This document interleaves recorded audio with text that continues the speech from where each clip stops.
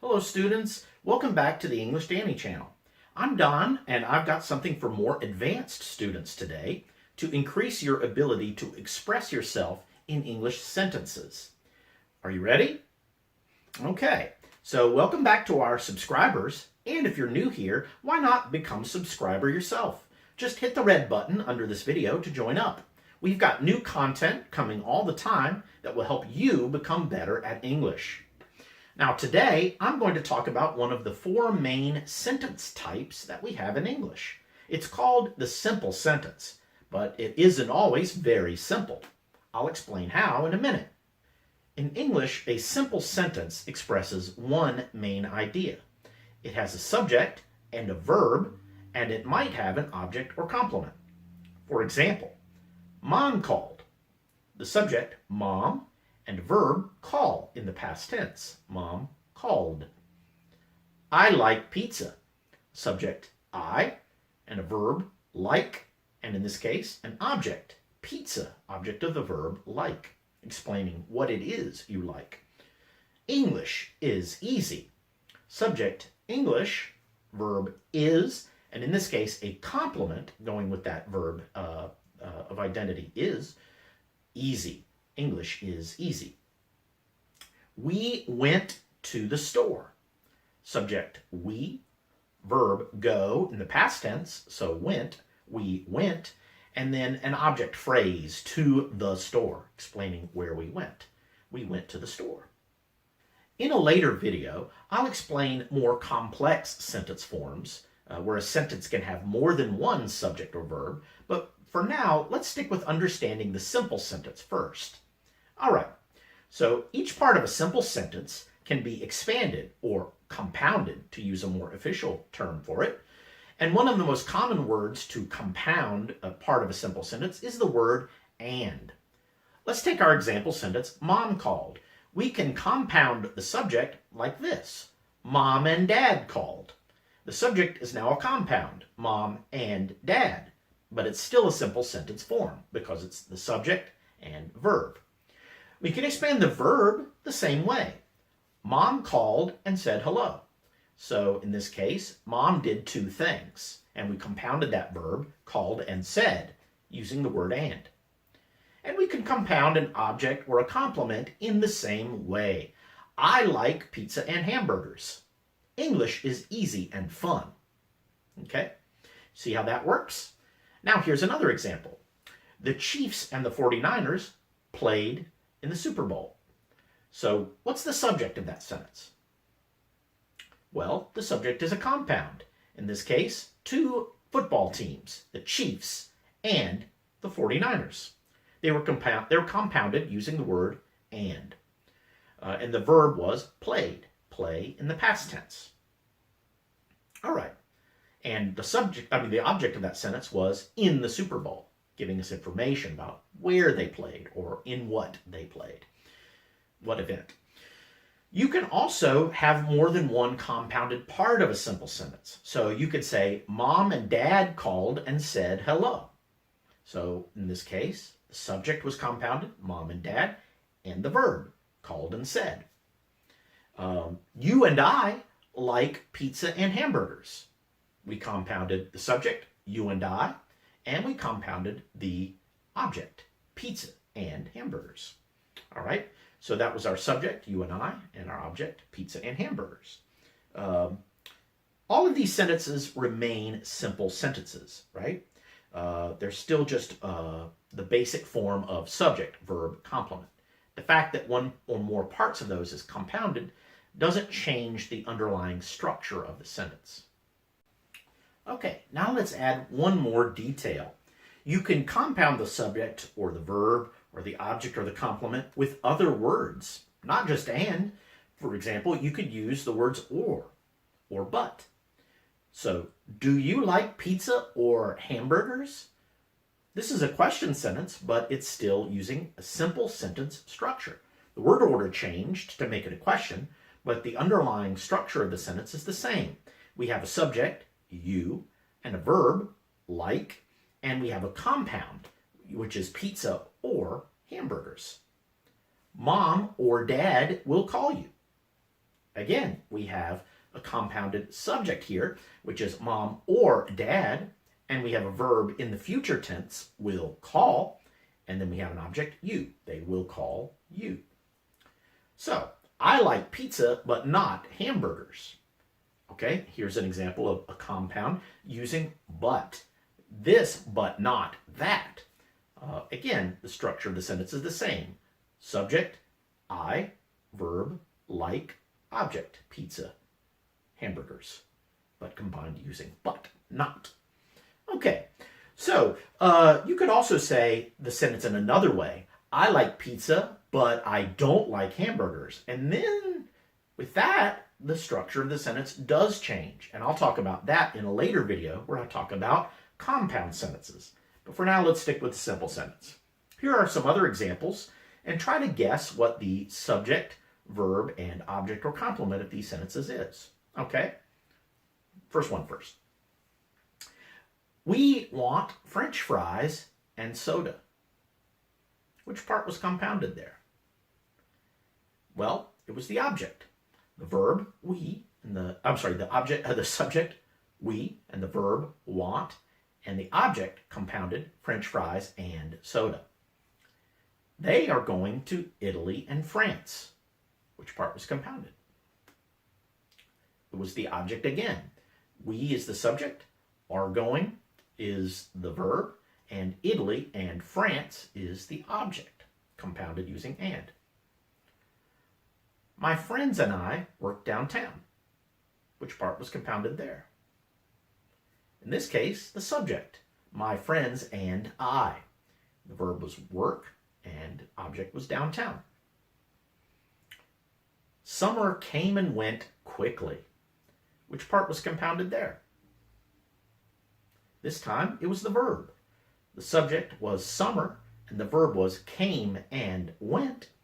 And then quickly is an adverb modifying the verb, giving us more information about it, telling us how it came and went. And the fact that there's an adverb in there, again, doesn't really change the underlying structure of the sentence. We'll talk more about adverbs in another video. My wife and I went and saw a new movie. Which part was compounded there? Well, in this case, it was the subject and the verb. My wife and I went and saw. And then a new movie is the object. Try making your own simple sentences in the comments section below. Practice compounding subjects, verbs, objects. Give it a try. Today, I'm going to talk about the second of the four main sentence types that we have in English. In a previous video, I talked about the simple sentence. Today, I'm going to introduce you to the compound sentence. The difference between a simple sentence and a compound sentence is that a compound sentence includes two or more complete thoughts. Sometimes, people will describe a compound sentence this way. It has at least two independent clauses, okay? And that's basically the same idea, complete thought or independent clause.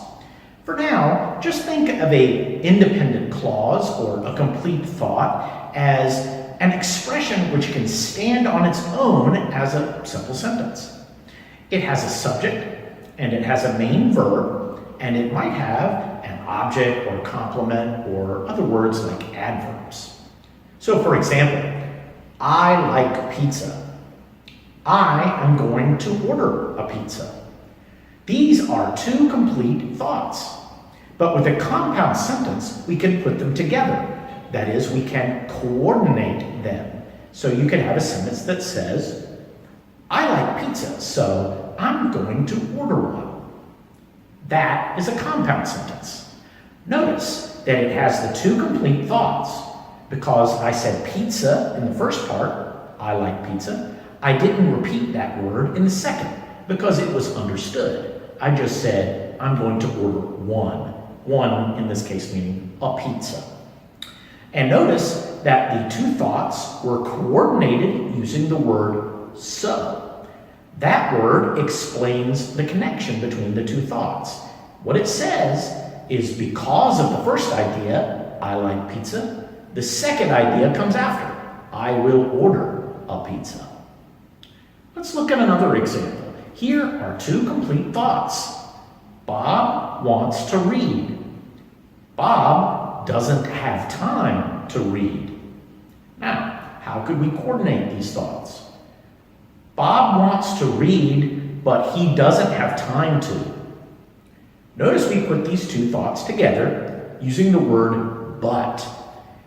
And we don't have to repeat the word read in the second part because it's understood from the first part. That's how coordinating ideas works in English. There are 7 major coordinators in English.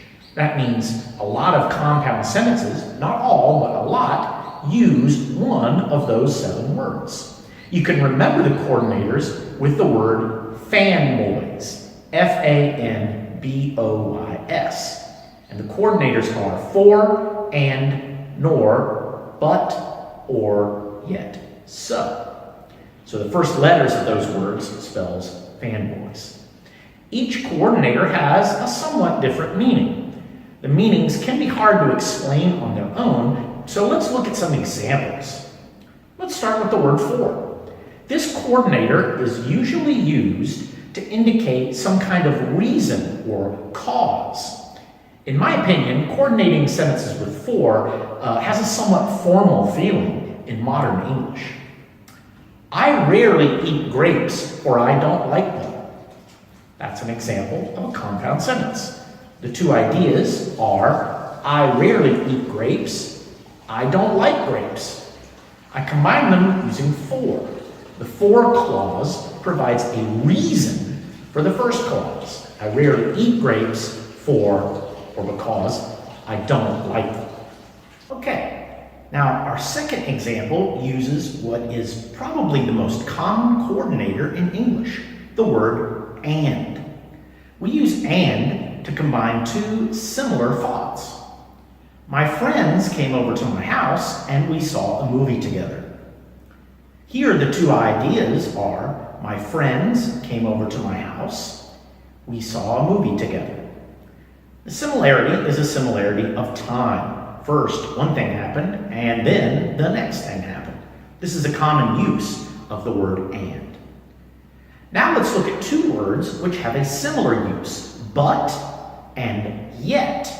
You can use either of these words when you want to show a contrast. That means a difference between two thoughts.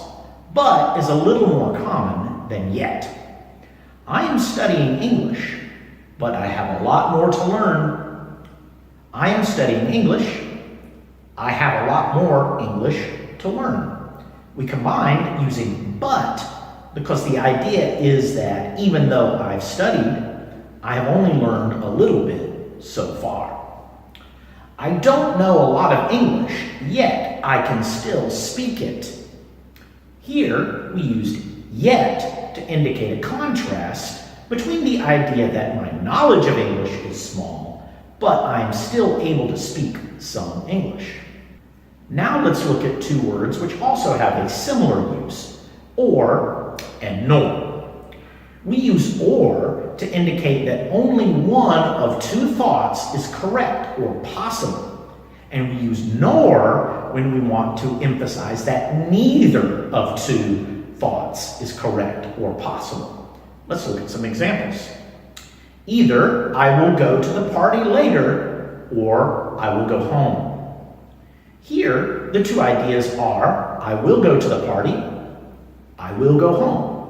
And we combine using or to indicate that I will do one of those two options. The word either at the beginning also introduces the idea that we are introducing two options. Either or. That's a common use of or common word to pair with or in English.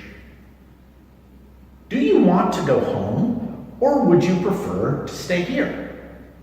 Here, the two ideas are both questions. Do you want to go home? Would you prefer to stay here? And we combine these questions using or because typically the person will prefer either of the two options we gave. Combining options using or is also pretty common in English. We will not stop working, nor will we give up.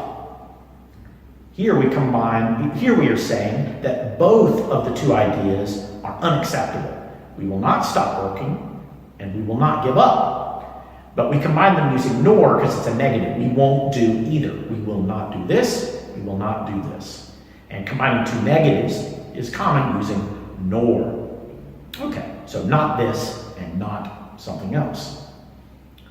There's one more coordinator to talk about, and that's the word so. We use so to indicate that a second thought follows from the first. You enjoyed dinner at that restaurant, so you might enjoy their breakfast. Here are the two ideas. You enjoyed dinner at the restaurant. You might enjoy breakfast at the restaurant. Because of the experience of the first idea, the second idea seems reasonable.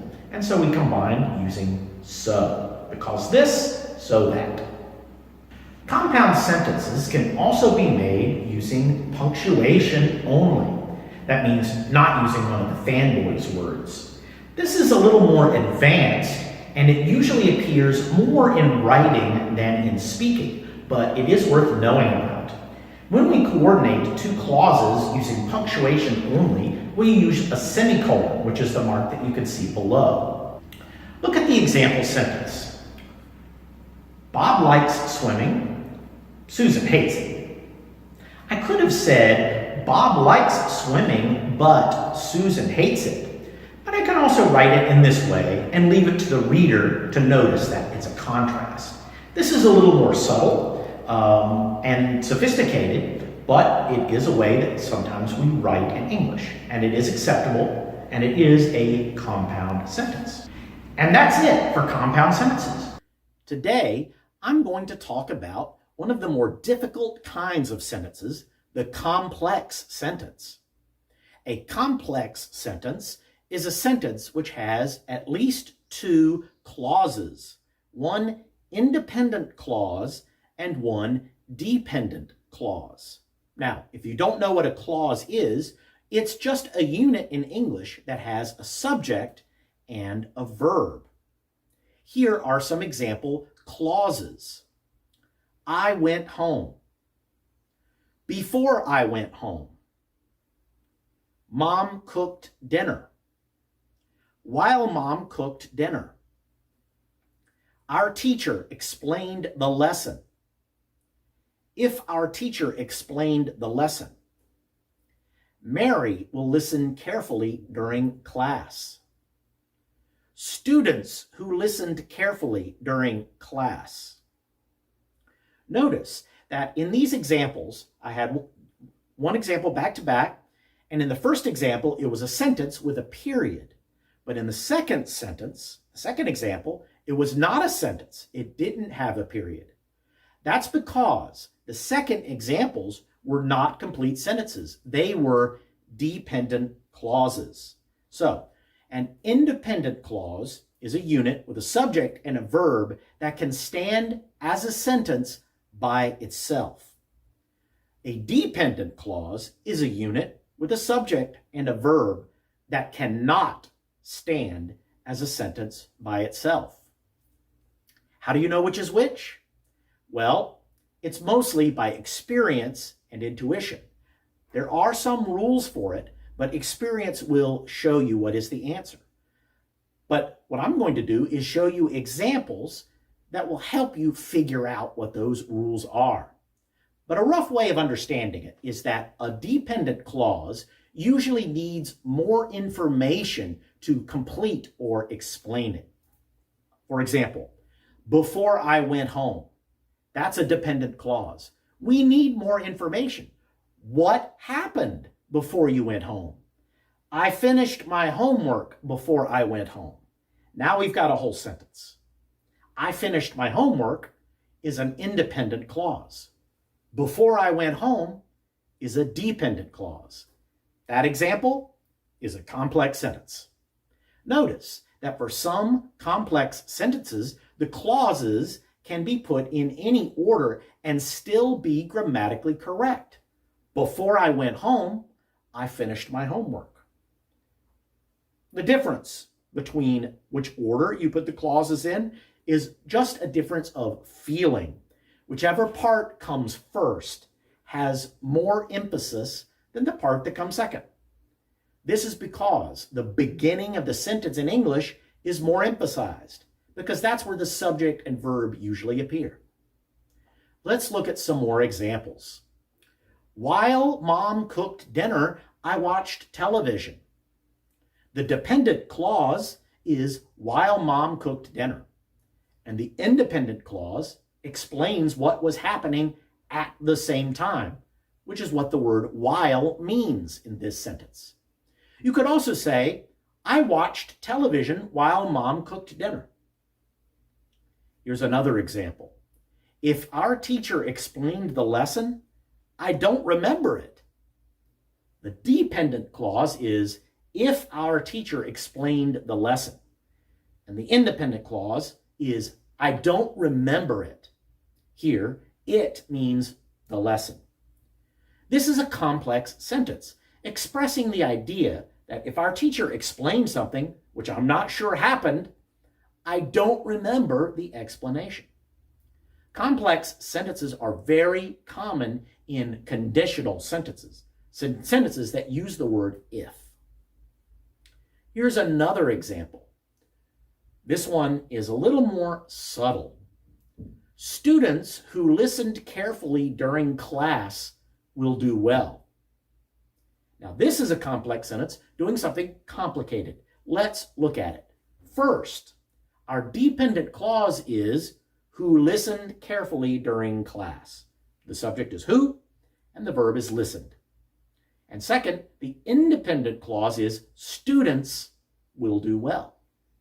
The subject is students, and the verb is will do. But you've probably noticed there's more to it than that.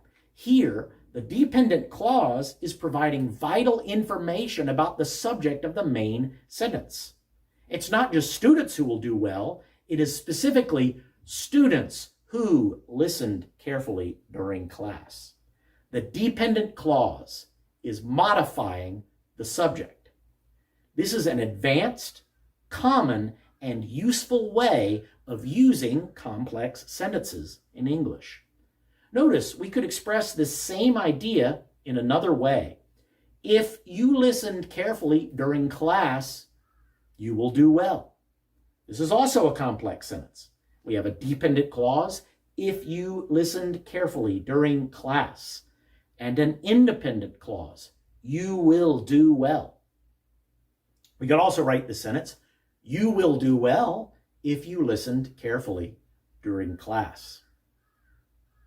Question words like who, whose, what, when, where, why, how, which, and also the word that are often used to make very subtle, complex sentences. Let's look at a few examples. I don't like how you yelled at me. Now, in this sentence, I don't like something is our independent clause. The dependent clause is how you yelled at me. But the dependent clause is also the object of the verb like. I don't like what? How you yelled at me. The way you yelled at me. This is a complex sentence, but it's doing something pretty subtle. Here's another example. Mom didn't know where I was. What's our independent clause? Mom didn't know. Dependent clause, where I was. The dependent clause, again, is the object of the verb, did not know. Mom didn't know something. She didn't know where I was. Here's one more very subtle one. Who dares wins. Okay, what's the dependent clause there? Who dares? And the independent clause is who dares wins, right? Who dares is a dependent clause, and it's also the subject of the sentence. So the idea of this sentence is that people who are daring or who take risks will be the ones who are successful. Take a look at some more examples of complex sentences in English. And here's what you can do to practice. Try to identify what is the independent clause and what is the dependent clause in each sentence. Remember, it'll have a subject and a verb in it. So look for the verb, and that should guide you towards where the clause is. Here's our first example, and it's an old saying in English. Make hay while the sun shines. Now, this sentence means to act while the opportunity is there for you to succeed. The independent clause is make hay, which means do something productive or useful. And the dependent clause is while the sun shines, which means while there is some opportunity to do something useful. And here's another example. If mom finds out, you'll be in big trouble. Now, our dependent clause is the conditional part, if mom finds out, meaning if mom learns something you're doing wrong. And the independent clause is you will be in big trouble. Let's just do one more example for this lesson. My friend, although he's quite shy, does enjoy meeting new people. The dependent clause is although he is quite shy. And the independent clause is my friend does enjoy meeting new people. But notice that the one clause comes in the middle of the other one. This is acceptable in English. You can often split an English clause into parts this way. As you get more advanced with English, you will become more comfortable doing this and knowing when you can and when you cannot do it. If you want more practice, try reading different English sentences and try to identify the complex sentences you see. Remember the key. A complex sentence will have two clauses, meaning a unit with a subject and a verb. And one clause will be independent and the other will be dependent. I'll have another video on complex sentences. You've given you more examples to work with, and that will help you understand how these sentences work. I hope to see you in that video as well. I've got a video to help intermediate and advanced students better understand English sentences. Are you ready? This is the fourth video in my sentences series, and it will talk about the fourth of the four major sentence structures, the compound complex sentence. Let's review the other three structures briefly before we introduce this new one. First, a simple sentence has one independent clause. I am listening to some new music. We have a subject, I, and a predicate, am listening, plus the object, to some new music, which explains what I'm listening to.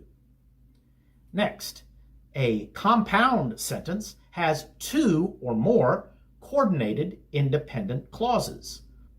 I am listening to some new music and I'm liking it. Here we have two simple sentence units. I'm liking it is added to the previous example, and it is coordinated with the word and. We know that it refers to the new music that I am listening to. The coordinator and means that the two ideas are connected. These two experiences go together. I'm listening, I'm liking. Next, a complex sentence has an independent clause and a dependent clause. I'm listening to some new music while I study. Here we have the dependent clause, while I study, added to the simple sentence from our previous two examples. While I study is dependent because in English, this idea is not complete in itself. While, the word while, introduces the idea of two actions. While X, Y. You need two predicates to complete this idea. While I study, I'm listening to some new music. Notice that both parts of the sentence have a subject, I, and a predicate, study, am listening. Now, let's introduce our fourth sentence type, the compound complex sentence. As you can guess, this type is a combination of the second and third types. This kind of sentence will have two or more coordinated independent clauses and at least one dependent clause. I'm listening to some new music while I study, and I'm liking it.